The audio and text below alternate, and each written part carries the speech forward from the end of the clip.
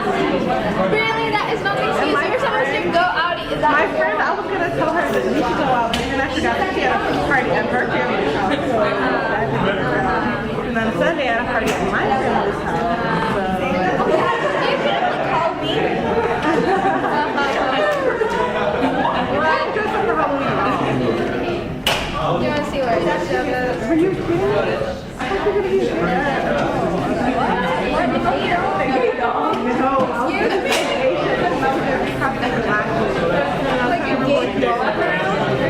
Are you a Thanks. Bye. I definitely know you're not.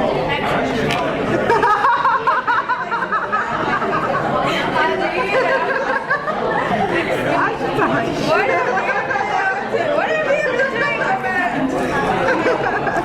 Can I know something? I've been Facebook stalking you. Oh, that's hot. Oh, look at that. So cute.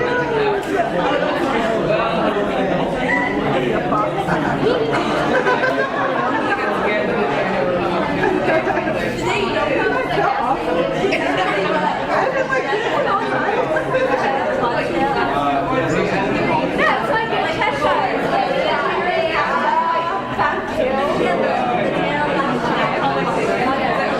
Yeah, but this is like a more of the Cheshire. But you were supposed to be sitting out. Yeah. Wait, show me. I'm sorry. I didn't know you had two different costumes. I know. I worked on it. Did you make it too? No, just like my makeup, like I create like the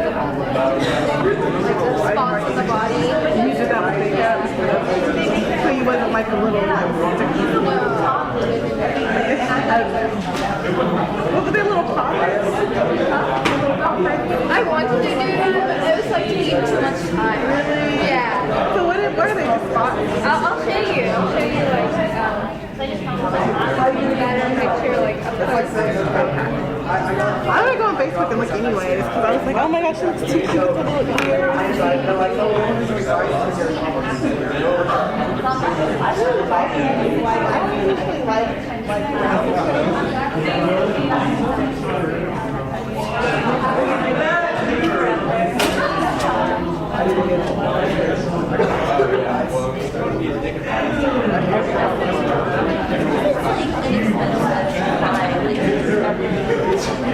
my ex, yeah, I was saying her putting on her voice. Everything was fine. On Sunday, something was terribly wrong. He was mad that the other day. What? He was mad that the other day. That's what it is. Oh, you guys are mad that you guys don't see each other, so you guys are fighting. How cute. I know, I'm just like That's not a big,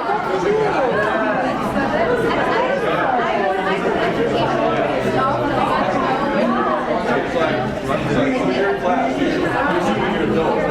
Not just any, like those. I was like, yeah, I was like, really, you are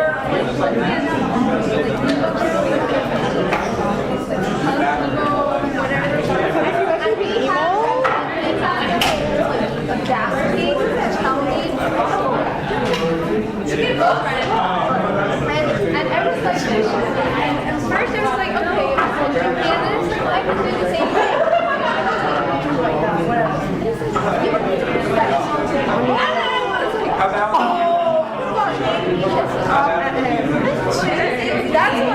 That's why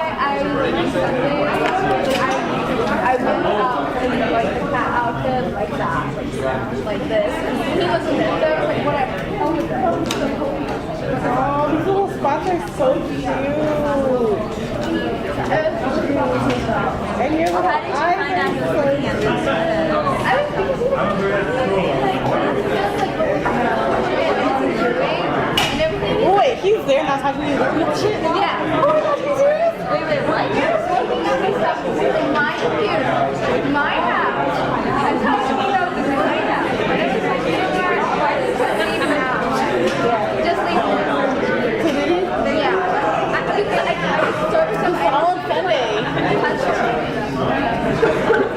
Wait, did your family like witness this fight? No. Okay, I was gonna say wow.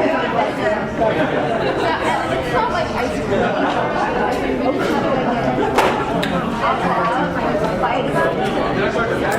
It's just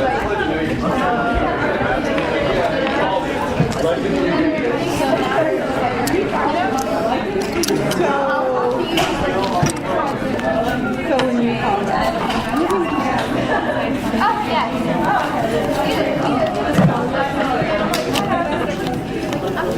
You gonna keep me company tonight? do you want me to? Because I will.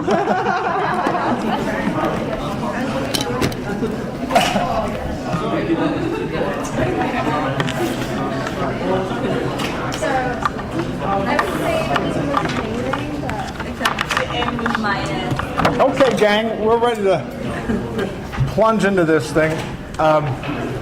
Let me just tell you that I don't think that what you need to do is any harder than what you've had to do before.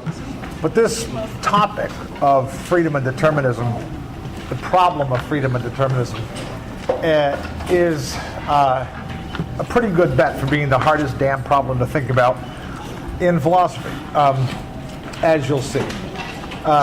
So if you find yourself tied in knots, that's okay. So is everybody else. So what I want to do is first just go through the hard determinist argument. It's in that handout of yours. It's the last thing.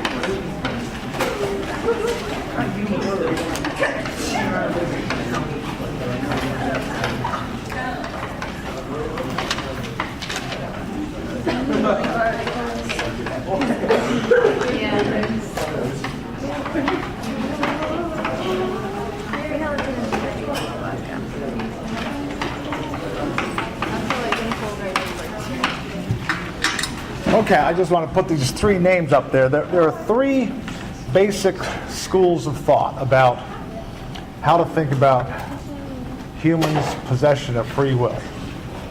The first is the hard determinist, and the reason you have this handout called the hard determinist argument, and you don't have any for the others, is that you can define all three of these in terms of the original hard determinist argument.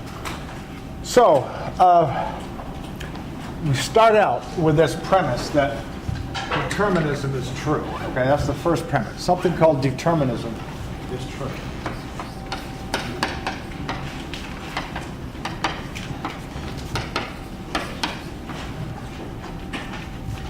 And determinism is the thesis that every event that happens has a sufficient cause.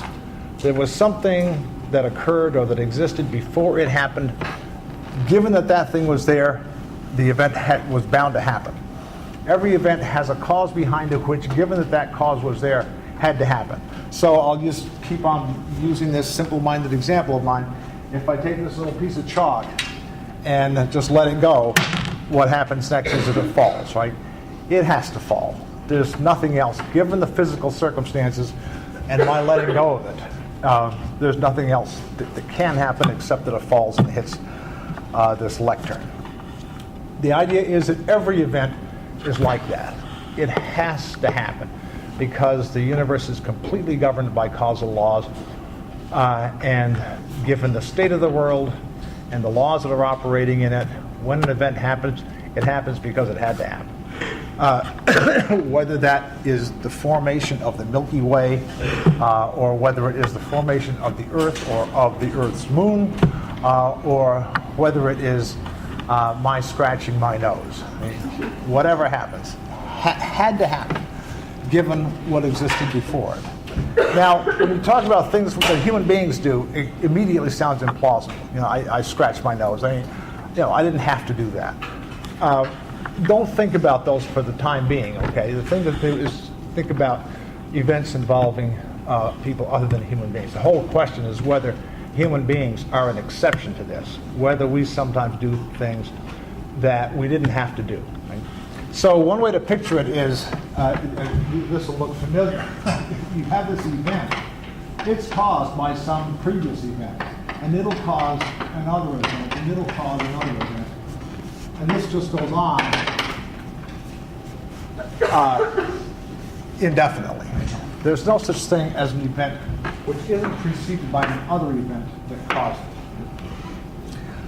So the picture of, when you think about human beings being an exception to this, what you think is this, something like this, that I'm sitting here at, this is Johnson here, sitting here, and the question is, what am I going to do next? Am I going to fall asleep? Am I going to scratch my nose?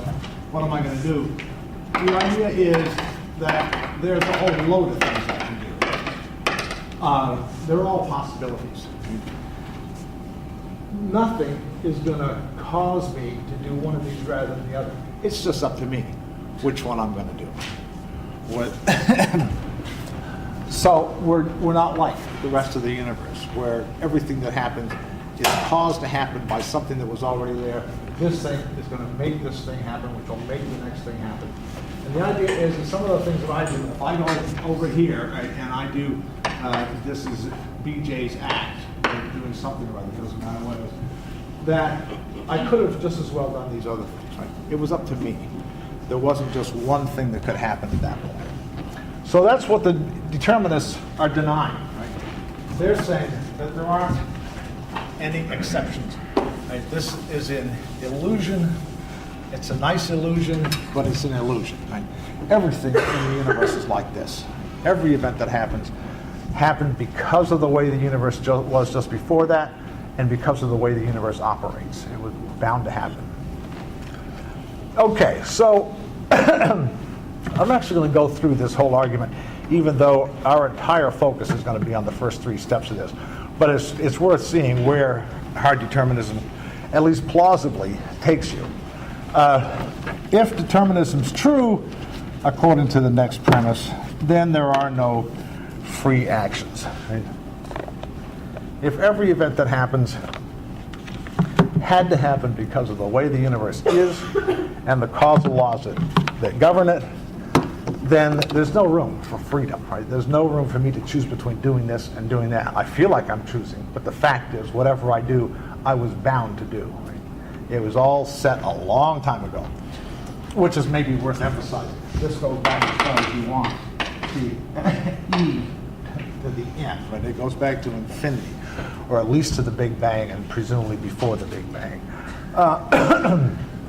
So there aren't any free actions if determinism is true. Conclusion, big surprise, is that there are no free actions. Then you go on to the rest, just to follow out the consequences here. The claim is that if there aren't any free actions, basically what that means is that nobody can do anything other than what they do at the moment. And somebody does something, it's never true that they could have done something else. There was nothing else that they could have done at the moment. Any more than there's something else that chalk could do besides fall when I let it go. And it's all set by the causal laws of the universe. So conclusion, nobody can do anything other than what they do. Next premise, if nobody can do anything other than what they do, then nobody's responsible for what they do. If you literally couldn't have done anything else than what you did, it would have taken a miracle, a violation of the laws of nature. If you literally, by physical law, could not have done anything else, then it makes no sense to say you're responsible for having done it. It was out of your hands, as is everything else. Right? So the conclusion is nobody's responsible for what they do. Finally, if nobody's responsible for what they do, then nobody should be punished for what they do. The idea of punishing people for infractions of minor or major rules, regulations, and laws seems to have built into it the idea that they didn't have to do it, that they had the option, at least one other option than doing what they did. But if, in fact, If people are not responsible for what they do, if people can't do anything other than what they do, then they're not responsible, right? It doesn't make any sense to think of them as responsible, because that seems to have in it the idea that they didn't have to do what they did. They could have done something else, so they're responsible for having done it. That just disappears, and so any rationale, any coherent picture of what's going on when we're punishing people makes it look like we have no basis for punishing them, right? You can't punish non-responsible beings. It's just as you don't punish toddling infants when they bump into things and knock stuff off that you should have gotten the hell out of the way before they started walking, right? It's your fault, not theirs. Okay, so you've got to be responsible in order to be punished. So, this view has really dramatic consequences. And as you can imagine, philosophers have thought about every step of it all along the way. But I just want you to see that sort of classic picture of the determinist view. Actually, I don't know if you've ever heard of what used to be called the crime of the century. I don't know whether it still is. Leaving aside, the individual acts, but there was a murder perpetrated in Chicago in the 1920s sometime by two guys named Richard Loeb and Nathan Leopold.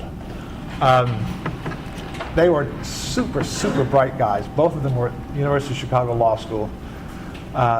Between the two of them, by the time they were dead, they knew 50 languages. I mean, one of them knew close to 30 languages. Anyway, super bright guys. And they were also, however, evil. And they just decided that they were smart enough to get away with committing the perfect crime. So they picked out some hapless kid and plotted his murder. And they murdered him and stuffed him in a drain pipe. Anyway, the defense attorney for Leopold and Loeb was Clarence Darrow. And part of the argument he made was this exact argument here, right? You cannot hold these guys responsible. And then he told the whole story of how they became what they were, and it was just unavoidable. They could not exercise control over themselves. So it's got a history. I mean, it comes up every once in a while. Okay, I just want to tell you now what these other two theories are, just quickly. We're going to talk about them in this order, which is the same order of the readings you've got. Yeah. Did they win the case? No. Okay. No. If you want to read a first-class book, however, sometime, I think Leopold's autobiography is called Life Plus 99 Years. I believe he actually got out of prison before he died, but he wrote that book in prison, learned a dozen of those 25 languages while he was in prison. Loeb got killed in prison. Now you know everything I know about the case. Okay, so the second view is libertarianism. This has nothing to do with the political view of libertarianism. It's simply the view that we have free will. Hence the term liberty, right? We are at liberty. We do in fact have free will. So the way to think about these people is that they reject the hard determinist first conclusion, that there are no free actions, right? So the libertarian denies that there are no free actions. He says there are free actions. Okay? But the libertarians agree with the hard determinists about two. If determinism is true, there aren't any free actions. Since there are free actions, determinism is obviously false. The classic example in the 20th century of a libertarian is Jean-Paul Sartre, so-called existentialist philosopher, French philosopher. And Sartre had this idea that, I suppose this is a sort of classically existentialist idea, that we become who we become in part because of free decisions that we make.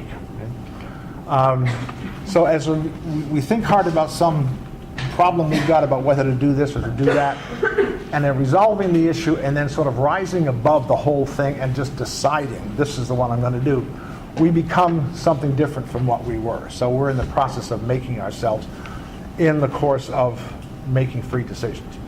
And his classic example, or one of them, involves a guy in the resistance during World War II when Germany is occupying France, including in particular Paris, and this guy's in Paris. Two things about it. One, he and his mother live together, and she has no other contacts other than him, no other source of protection, support, whatever, than her son.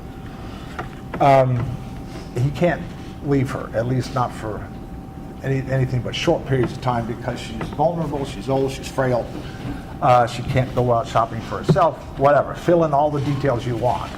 The other thing that's true about this guy is that he is part of the underground. And he's the only person in the underground with the technical expertise to carry out certain kinds of sabotage. And so he eventually confronts the problem. He gets an order from his cell in the underground. They've plotted out this elaborate, pretty impressive act of sabotage. He's the crucial figure. He's got to be there. And so he faces this, but this means he's got to leave home for some time. So he faces this crisis, right? What do I do? Do I take care of my mother? Do I trust luck that she's not going to die on me or whatever, and I go carry out this act of sabotage? And so Sartre's idea is that this is a person who's pulled powerfully in two different directions. He's got very powerful motives to do A, got very powerful motives to do B, and what happens is that he thinks about it as hard as he can. Finally, he has to make a decision, and he decides. Don't ask what he decided. Sartre doesn't even tell us, I think. The point is that whatever he decides, this is a case of him sort of, in some sense, somehow transcending all the forces that are working on him and making a free decision, right, that is not caused by anything. He makes it, right? And in part, therefore, becomes a different person to some extent than he was before. So this is the kind of thing you get from libertarians. They produce these kinds of examples where there is this a push-pull effect, or the opposite pulls, opposite pushes, two different directions you're being tugged to go, and somehow you get above all that and you make a free decision on which to go. Yeah. Who's this person? Jean-Paul Sartre.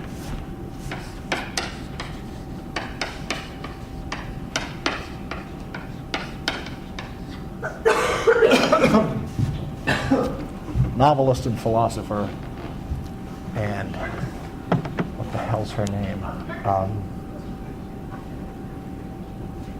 Who's the woman he never married but should have? Somebody here knows. Simone de Beauvoir. Thank you very much. That's right. Yes, and the lifetime lover of Simone de Beauvoir. They had very complicated sex lives, and he bragged about his all the time. But the reason I mention her is that she was, the story about her, I don't think this is has a status of rumor. I think it was actually established.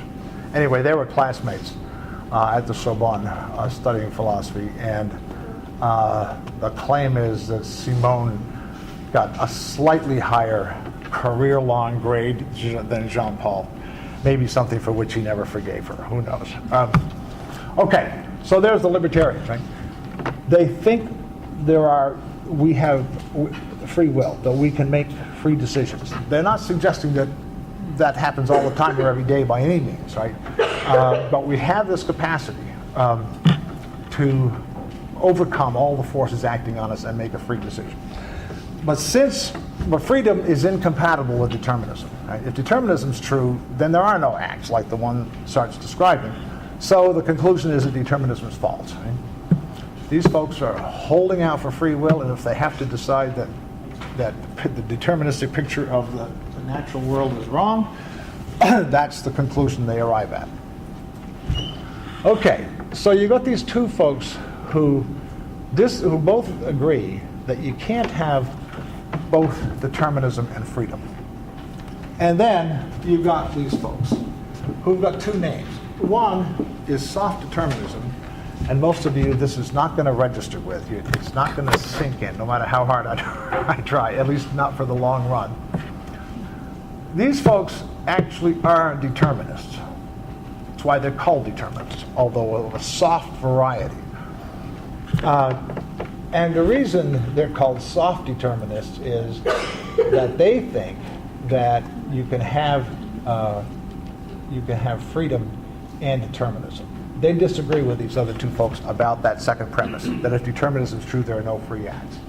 They think you can have them both. In fact, if you have a clear head, you'll see that you can have them both. There's no problem about this.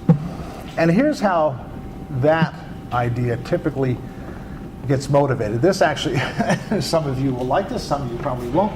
It goes back to one of my two favorite philosophers of all time that you're already quite familiar with, namely David Hume. Hume is the first person to really lay this out nicely and carefully. Hume says, look,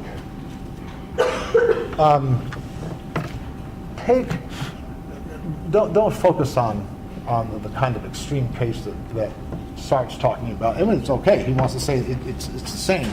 But for purposes of just thinking about the problem, think about an example. Just make one up yourself of somebody's doing something, a friend of yours doing something, or somebody you know something about, or whatever. A fairly ordinary kind of thing to do, which you would say, if there's any such thing as somebody doing something of their own free will, that's it. I mean, this is as clear an example as you could have of somebody doing something of their own free will. So the example that I like to use is, it just doesn't matter who we're talking about, so we'll talk about me. Suppose that I get a solicitation in the mail, not somebody knocking on my door, but I get a solicitation in the mail from the American Heart Association seeking a donation. Suppose further that I have enough disposable income so that I think that people who have as much disposable income as I have should give some of it away and figure out where to give it to get the most bang for your buck or do the most good. Suppose as well that there's heart disease in my family. Right? So I have some interest in particular in research into heart disease.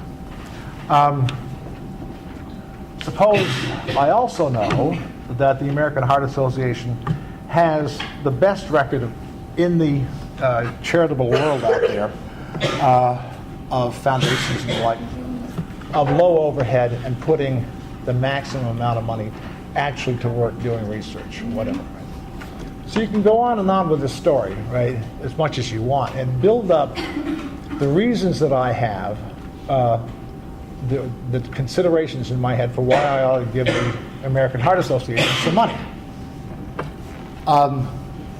Now notice also that the reason I said that this thing came in the mail is that nobody knows I've gotten it, right? Except my mailman. I know who probably also doesn't know I've gotten it. It's just in the stack of stuff that comes through the slot. In any case, he's not going to know what I do about it. Nobody knows I have it. I'm not under any peer pressure from anybody to do anything. So I just think about whether to do it or not. And I wind up, let's say, writing them a check. Now, the idea is that this is, what Hume wants to say is, this is just what you've always meant by somebody doing something of their own free will. Right? They have their own reasons for doing it. There's no pressure on them in either direction to do it or not to do it. Nobody even knows they're thinking about it. they're totally free to do exactly what they want to do. And so what you should recognize is that your own concept of freedom, of what a free act is, it's not at all hard to come up with examples of things that you would regard as somebody doing something of their own free will.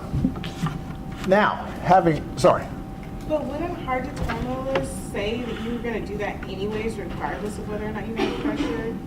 The determinists can say whatever they want at this point, right? Yes, they would. But Hume is just getting you, he's just, aside from all the theorizing out there, he just says, look, you've talked about somebody being responsible, you've punished a child, or you've filed suit against somebody, right, because they did something wrong. And you've had this idea all your life, that people are sometimes responsible for what they do, and they ought to be held to account if they behave badly. And so he says, look, just think about an example like this. As vanilla an example as you can come up with is probably the best thing to do, like the example I just gave you. You say, yeah, sure. I mean, obviously, nobody was pushing him to do it, blah, blah, blah. He just did it of his own free will. He just decided to do it. End of story.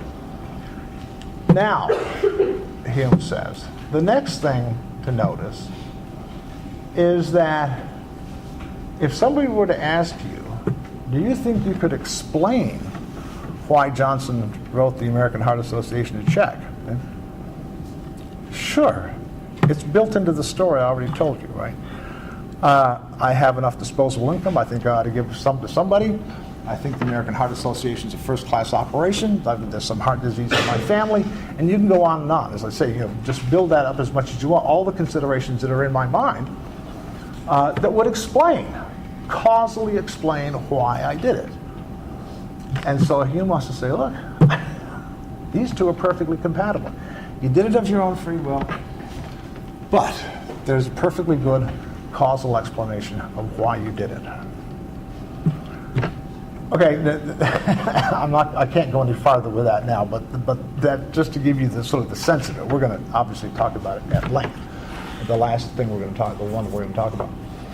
But there's the picture, right? That the picture that we all carry around in our heads of what a free act is, right, can be illustrated over and over with these kinds of examples. And there's no temptation to say that you couldn't explain that. It just came out of the blue. No, I can give you an explanation of why Johnson sent that check, and then I go through the list of reasons that he had for doing it, right? And that's the explanation. Okay, so there are the three venerable theories about our condition and how to think about free will and determinism. I should have mentioned this last time. We've got three readings we're going to work our way through, one for each of these folks in this order, right? We're going to Baron Holbach on hard determinism, and then Chisholm on libertarianism, and A.J. Ayer, who's not quite a Hume clone in the 20th century, but he's the guy that defends compatibilism. But what I want to do now is show you partly this is just an independently interesting thing, which I barely have an excuse actually for talking about it at this point, but I'll do because it's neat, but it does have a kind of connection to the problem of free will, as you'll see. And then I want to show you an example of a world-class philosopher completely screwing up the issue of how to think about free will and determinism, so you don't have to feel too bad if you feel confused about it. Okay, the first thing that I want to show you is something called Newcomb's paradox. You say Newcomb? Newcomb, yeah. Sorry? Like Duke Nukem? Should I know Duke Nukem? Who's Duke Nukem? Are you talking about the guy with an E on the end who used to pitch for the Dodgers or something? Never mind. No, I don't. You could produce a long list of names of people inside whom I don't know. Sorry to say. Famous people, I should add. Okay, here is, I show you, Newcomb is actually a physicist. This was not, this puzzle that I'm going to show you was dreamed up by a physicist. And the philosophers connected to it. I'll tell you all that in a minute. Newcomb's paradox is this. You have, he tells you, what he wants you to do is think about this story. This is a science fiction story. There's an ET from somewhere else in the universe that's managed to travel to our neighborhood, and the reason this creature is traveling around is that it's just looking for something interesting to learn about. It's incredibly intelligent, knows an enormous amount, and has gotten bored, so it's cruising around looking for something interesting to study. Gets to our neighborhood, sees this green, white, blue ball down here, and comes to visit. And figures out immediately that human beings are obviously the most interesting thing to study on the planet, and so goes to work. And unfortunately, we turn out not to be all that interesting. It figures out very quickly what makes us run, how we tick. Never mind how. This is a sci-fi story, right? And so it makes lots of predictions about various people, what they're going to do at some precise nanosecond on some day. And every prediction this thing makes, it turns out to be right, at which point it's satisfied that it knows all there is to know about us and decides to push on. However, before it leaves, it comes to you with the news that it has just come from some bank downtown. I won't use I don't even know which banks are downtown, so I was going to say I won't give a commercial, but I couldn't if I wanted to. So anyway, it comes from some bank downtown where it has just rented a time vault, which is now sealed for a year. It's going to open in 1 year, and you are the person designated to go in there and take whatever you find that you feel like taking. When you go there, you'll discover next year that the vault contains 2 boxes.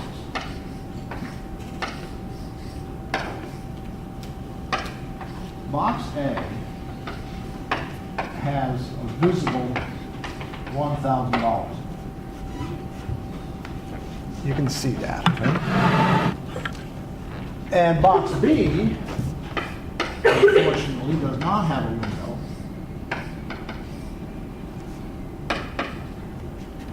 And what's in box B, he's not going to tell you. It's one of 2 things. He decided whether to put anything in box B on the basis of a prediction that he made about what you're going to do when you get there next year. And here's the deal. If he predicted, here are 2 possible predictions, right? There are actually 4 possibilities, but only 2 of them are interesting, so these are the 2. One prediction is that you will take both boxes. I mean, why the hell wouldn't you? Whatever's there is yours. And we're not talking about funny money, we're talking about U.S. currency. Well, sort of funny, but it's, it's the real thing. And if you predicted that you would take both boxes, then it put zip in box B. On the basis of his prediction, if he predicted that you would take both, he put nothing in there. On the other hand, if he predicted that you would take only box B, he put in $1 million.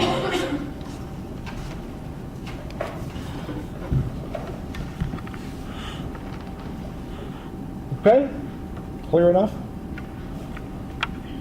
Now, here's the situation. There's an obvious argument, already mentioned, it's hardly an argument, that the rational thing to do is just take both the boxes. Nothing's going to disappear if you take box B. Either the $1 million is there or it isn't. And why would you leave $1,000 behind? Give it to somebody as a tip on the way out. It turns out you have $1 million. So right, there's an obvious answer. You take both. The second possibility, however, the argument for not taking box A is this. This being has this long track record, well, not long, but rich track record, made lots and lots of predictions about what people would do, varying periods of time in the future. And we can imagine that some of them were for a year, so he was here long enough to do. You have plenty of data about this being's predictive power. And it's never made a mistake. That doesn't mean it can't make a mistake, but it never did. Okay? And you can also imagine that a whole bunch of these predictions were about you. And they were all right. Just in case some of you get your thinking caps on really firmly. If he makes a prediction about you, he doesn't tell you what the prediction is, right? He has to tell some third party. But he's made predictions about you, and he was right. So, there's something like a 99-point-something chance that whatever prediction he made about you was right. Consequently, if you take both boxes, almost certainly that's what it predicted you would do, and you will get $1,000. On the other hand, if you take only box B, then almost certainly that's what it predicted you would do, and you get $1 million. Okay? Two very good arguments, one for each of the two options, right? This thing actually turned up for a couple of years. There were regular articles in philosophy journals about this about this paradox. There are all kinds of interesting things that go on in there. But in any case, you'll strike that sentence. Scientific American ran this paradox in an issue and invited readers to submit their answers to the question, what's the rational thing to do? And they asked a guy named Robert Nozick to be the judge and to be the respondent, to look over all the answers and then write a piece about the various responses. Robert Nozick was a stupendously bright guy, a philosopher who had done his PhD in philosophy at Princeton, and the topic included Newcomb's paradox. And so he knew this thing inside and out, and he was the one they asked to discuss and judge the various responses. Now, but before we go to that, just quickly, does everybody understand what the two arguments are? I mean, the argument for taking both is obvious, right? You just take whatever's there and go. That's simple, clean argument. The other argument, you have to sort of let sink in. But given that this being has made no mistakes at all in predicting human behavior, including some of your own, there's an extremely high probability that it didn't make a mistake for the first time when it was downtown at the bank this morning and made a prediction about what you're going to do. So there's extremely high likelihood that it got it right. So when you're there next year, you see, you have a motive to make yourself run the risk of not getting anything by just leaving box A there and just taking box B. Because if you can make yourself do that, then this is the sort of thing this guy would have figured out. They predicted that that's what you do, and you'll get $1 million. So it's actually a very strong argument. So, just out of curiosity, see if you can make up your mind about which you think is the right thing to do, and then you can tell me. How many of you think that the thing to do is to take both boxes? And why can't you just take box A? that's what I said. There are actually 4 possibilities. One is to just leave and say, I don't want any of this crap. There are 4 possibilities. These are the interesting ones, right? Okay, so we got a fair bunch for going for both. How many of you think the rational thing to do is to go for just box B? That's about as close as I've ever come to getting what is apparently the classic result. In some classes where they take this thing, spend some time on it, probably also true in economics classes, because this is rational decision theory we're talking about here, right? The word is, I've seen this in print by people who do this regularly, that the more time you spend answering people's questions, making sure everybody understands it, and just sort of really letting it sink in, the more firmly convinced people become of the rightness of their answer. And the split in large groups of people is almost always almost exactly 50-50. Which is just a weird, interesting psychological, sociological fact. How would the numbers have changed if you hadn't told us that box B had 1 million? That's part of the paradox. I mean, that's part of the puzzle. I didn't tell you that. What I told you is that it has a billion if he predicted. I'll take this, right?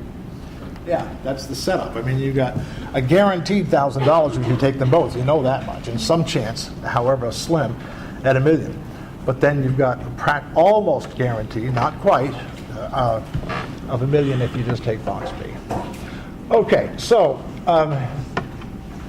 those have got these answers. One of the responses to this came from someone described as a senior West Coast scientist. It's pretty vague, so you never can trace this person down. And this person said that it reminded her of when she was an undergraduate, she was a philosophy student as an undergrad at the time. And it reminded her of an experience she'd had. She's studying the free will problem. And she thought that she had come up with a brand new, brilliant resolution of the free will determinism problem. And she's very happy about that. I don't know whether she celebrated it or not, but anyway, she went, had a good night's sleep, woke up the next morning, and had a very depressing thought. And the depressing thought was that maybe she didn't have a brilliant solution to the problem of free will and determinism, but something caused her to think that she had a brilliant solution. If determinism was true, who knows? I mean, something caused her to think it had a brilliant solution, and maybe that's all there was to it. Something made her think it was brilliant, and it wasn't. At which point she decided, that's enough philosophy, I'm going to go do science.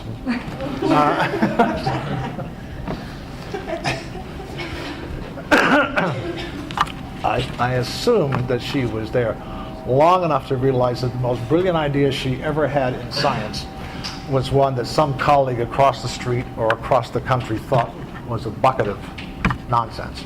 And that, in any case, that she was caused to think that her theory, her scientific theory, also was a brilliant theory. That's part of the story.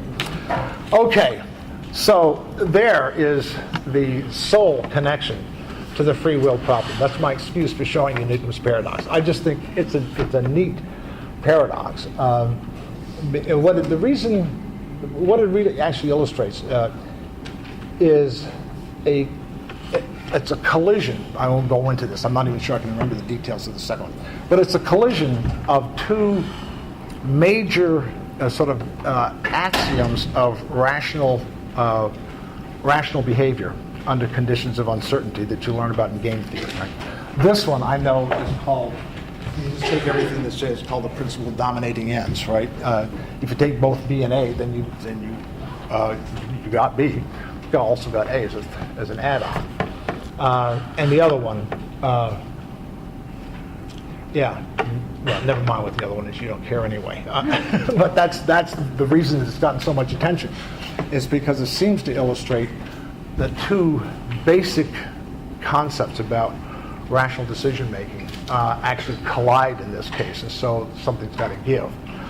Okay, so there's Newton's paradox. Now, the guy I want to tell you about is William James, great American philosopher and psychologist, late 19th, early 20th century. And now we're doing straight philosophical reflection on this. What James thought, not implausibly, was It's sort of like what I was saying to you at the beginning. This is as hard a problem as there is to think about, I think. What James thought was that the problem of freedom and determinism was absolutely insoluble. Whatever could be done by way of thinking to try to resolve the issue about whether we're free, about whether freedom is compatible with determinism, had all been done. Okay? And we were nowhere. It was just an intellectual knot. And there's no point trying to think about it anymore. But for James, that wasn't all bad news. Because what he thought was that when you're faced with something like this, where it's clear that there is no possible way of arriving responsibly at a rational solution of the problem, then you're free to decide what to believe about it on some other basis. There is no rational basis for believing anything about it. So pick the way that you'd like things to be and just believe that. This is not, his situation, is not unlike Pascal's. Remember, Pascal had the idea there's no hint one way or the other. We are clueless about whether God exists. So we can decide what to believe about God's existing on some other basis. In fact, we have to. If we're going to believe anything, we have to believe it on some other basis, because there is no rational basis for choosing one or the other. And that's what James is saying about the free will problem. There's no rational basis for preferring one of these three views to the others. It's just impossible. And we know that just because of how long we've been at it and how many smart people have spent a lot of time working on it. And it's an insoluble mess. It's just a knot. So, James is talking to his audience at Harvard and mentions this horrible crime that had happened in a town called Brockton, which is not all that far from Boston. Any of you serious boxing fans know it's Rocky Marciano's hometown. Who's Rocky Marciano? There was this horrible crime, no doubt, kind of crime that you and I hear about, unfortunately, in 2010, a whole hell of a lot more often than people did in 1910. So it made all the papers. Everybody was talking about this horrific crime. And the reason that he picked a especially ugly crime was that what he wanted to point out is that on a determinist view of the universe, that event, that crime, had been built into the universe from the beginning. He had a term for this, which is kind of nice. The determinist picture of the universe, what he calls a block universe. Okay? The universe is going down these tracks. Here's the present. And here's the past back here, where it always is. And the universe is just unrolling itself. It's just going through its own development in accordance with its own laws.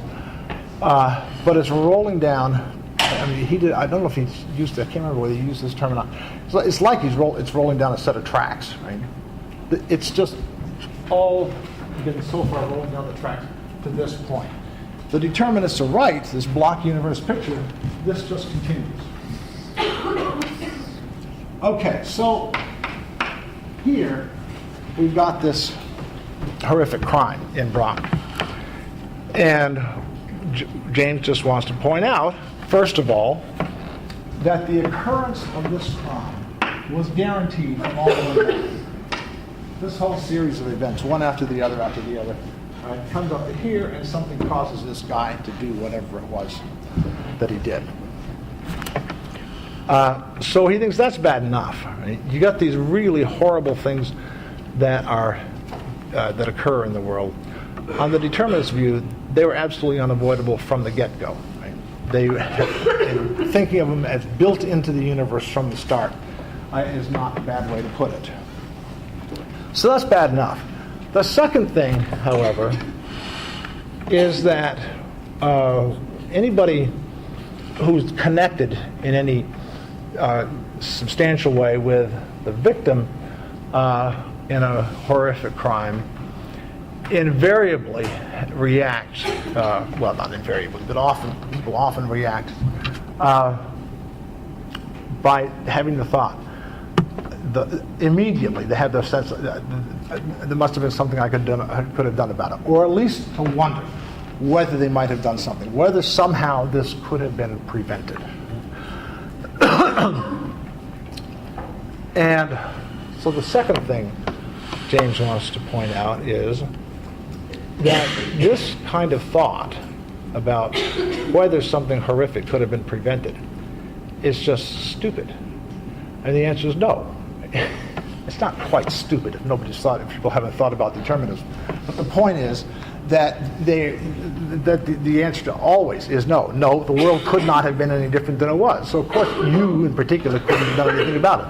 Nothing could have prevented this crime from happening.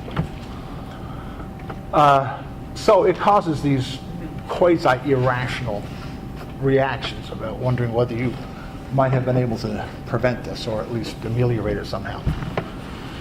And the third thing he wants to point out is that your having those stupid thoughts is built into the universe from the beginning, just as much as the crime itself is, right? So the crime is built in, the thoughts that occur are just dumb, because in some sense, maybe a limited sense, but the point is the answer is always no. Nothing could have been any different. And yet the thoughts that we have that maybe we could have done something different, which is universally mistaken, are also built in from the beginning of the universe, right? We were caused to have those thoughts as much as this person was caused to commit this crime. So James says, this is a really ugly kind of universe to picture yourself in. All this bad stuff that keeps happening has been booked, scheduled, so to speak, from the beginning. It was inevitable. And then these reactions to it, right, that are irrational, are themselves built into it as well.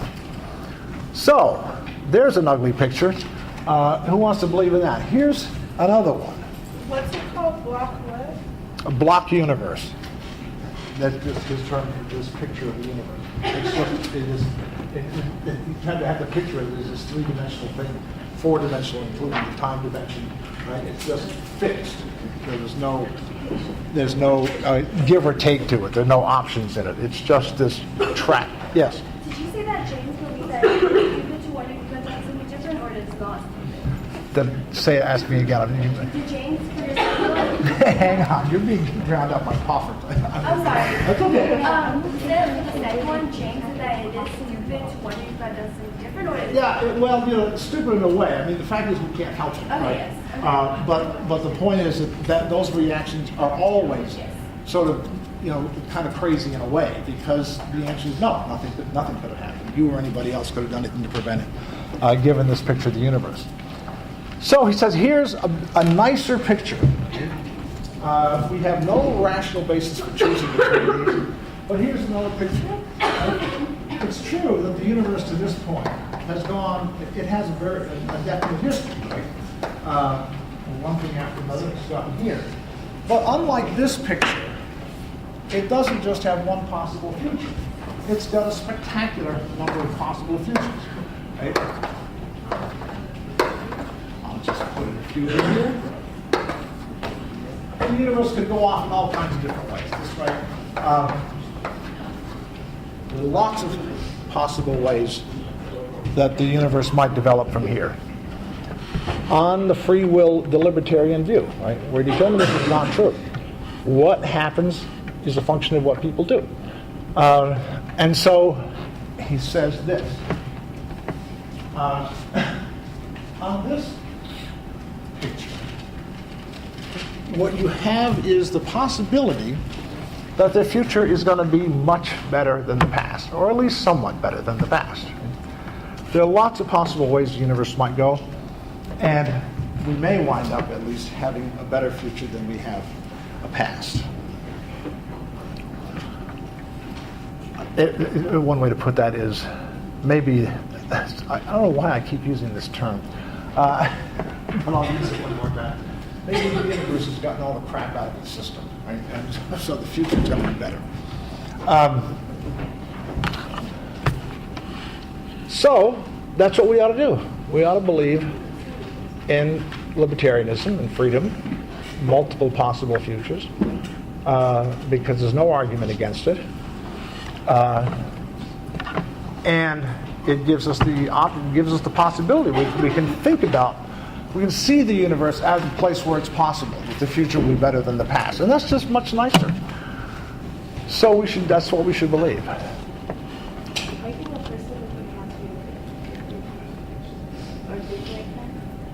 That's fine. I think James was happier. He believed it. I think it made him. He thought it made him happier. I think. It's just a nice place. Just think of yourself in a universe where the future might be better.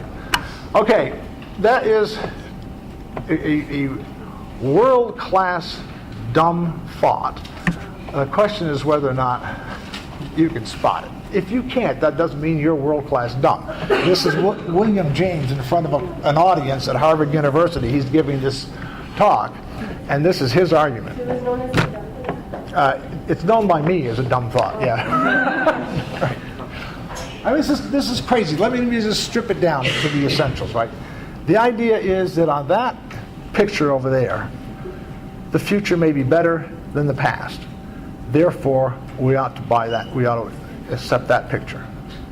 It's kind of like Pascal, because of the infinite possibilities that they have, the future has, there's the possibility that it's actually going to be better, so it almost doesn't count. It's like... It almost doesn't count. Why? Because there's so many of them? Yeah, just like Pascal says, if there's an infinite possibility of how the universe actually is, then each one individually, it's, reduced to like a minuscule possibility and doesn't really count. You're thinking about the response to Pascal, but that's okay.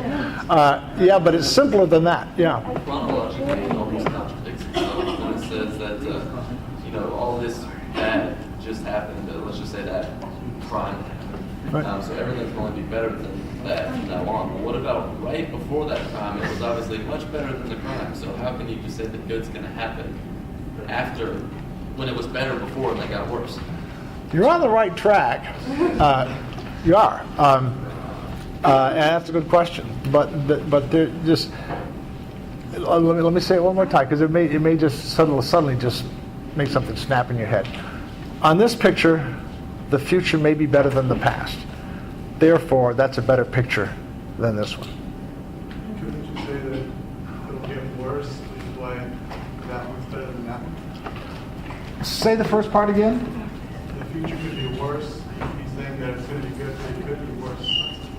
Yeah, it's worth pointing out that the future may be better in this universe. It also may be worse.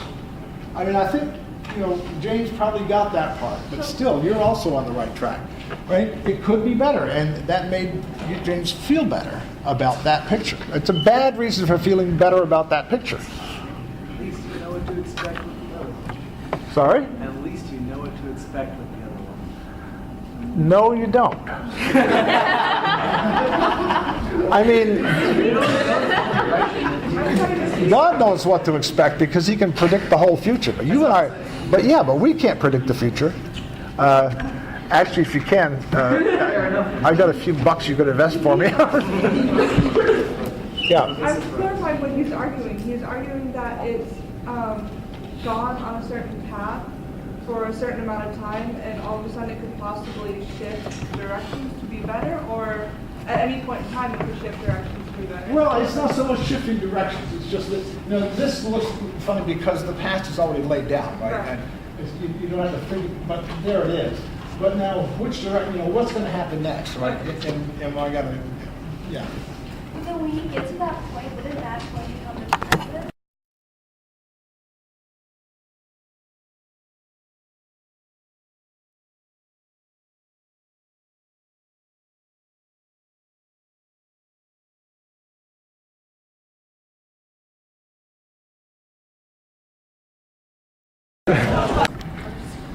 Yeah, this is the present, right? So, yeah, this is James here.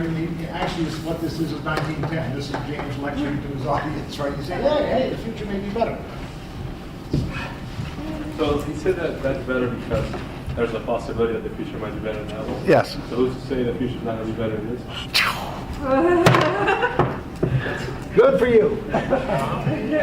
Exactly. Exactly. Why shouldn't the future be better in this universe?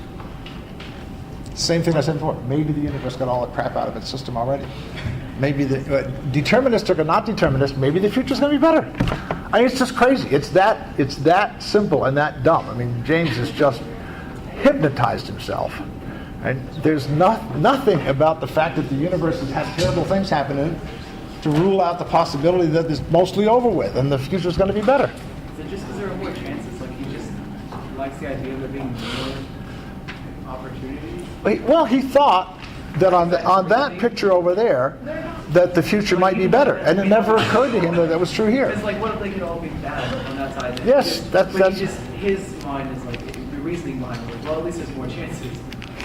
I don't know if he's thinking about more chances or not. As I recall it, I haven't read this essay for years, but I don't recall him talking about chances. It's just the fact that because it has multiple possible futures, it may be better, and that sort of has you sort of, a nice way to think. Maybe things are going to get better, but it's just crazy to think that you can only think that you can't think that in a deterministic world. They're not related. They're not related, exactly. That's a nice way to put it, right? They have nothing to do with each other. So in any way, it's pretty interesting, I think, in itself that a really good philosopher can get that gummed up. But it's also as I said before, to show you that this problem's a hard problem, and it's easy for people to fall into confusion about it, along with Mr. James. Okay, you're getting out early tonight because I don't want to start talking about Mr. Holbach tonight, but Thursday we will be talking about Holbach and probably also about Chisholm. And I lied to you last time. I said I was going to have a paper assignment tonight. I didn't do it. I will get it for you Thursday. You'll have 2 weeks. Okay?